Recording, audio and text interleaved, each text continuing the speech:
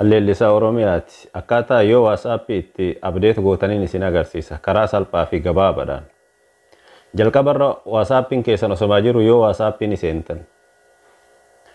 Yoo WhatsApp keessan erga seentan tuqaa sadiin kanani tuuyitan. Ergasii FM modis yookiin GB modis yookiin immoo tuyyoo modis ka jedhu ni tuuyitan. Yoo inni bifa kanaan isinii dhufe universal ka jedhu kanaan ni tuuyitan. Universal kana erga tuuyitan pack up and restore ka jedhu kana ni tuuyitan. Ergasii ka tokkoffarra jedhu kana ni tuuyitan. Pack up WhatsApp data ka jedhu kana.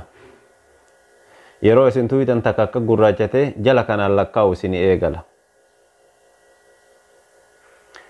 Kunoo amma akkuma argitan kana lakkaa'u eegalee jira.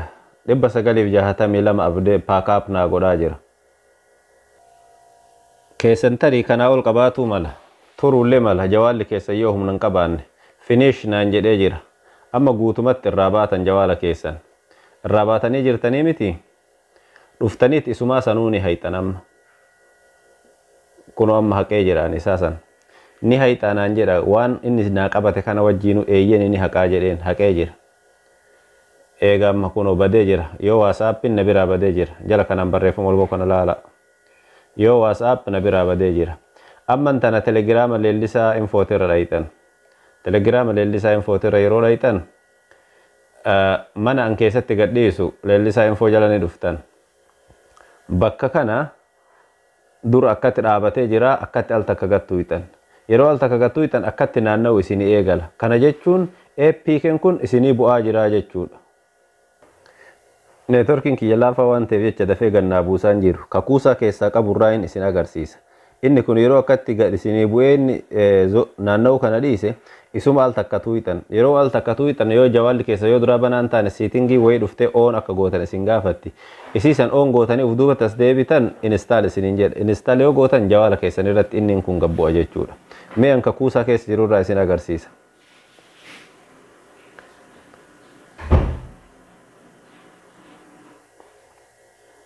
Kuusaa keessaa isaa kana ni qaba ture. FM fi teknoolojii kana.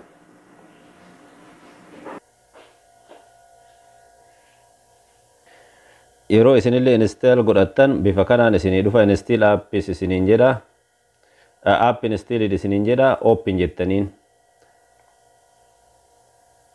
Open erga jettaniin heeyyama dura akkatti kennitan.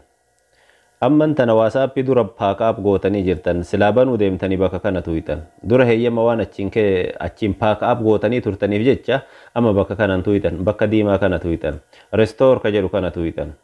Restore kana yeroo tuuyitan kunoo laala amma 962 reefu san restore godhaa jira. Bakka diimaa san waan tuqeef jecha.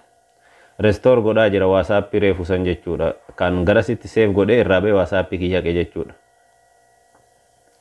Kuno faayilii keessa waan an jiruuf jecha xumuree jira pack upin xumuree jira amma garana dhufne yoo WhatsApp barbaanna. Yoo WhatsAppin kuno wayita jalqaba dhufu bulee ta'ee dhufa isintu bifa Arsenal jedhutti deeffata malee. Kuno alaaxuul shakkii takka malee gaafii takka malee akka duraatitti osoo wanti takka asirraan hir'atin guutuu naa deebi'eeti jira. Kuno namni waa walii ergine walii barreessine kuno akkasumatti guutuu naa deebi'ee jira. Garuu WhatsAppin kun amman tan haaromfamee jira update ta'ee jira.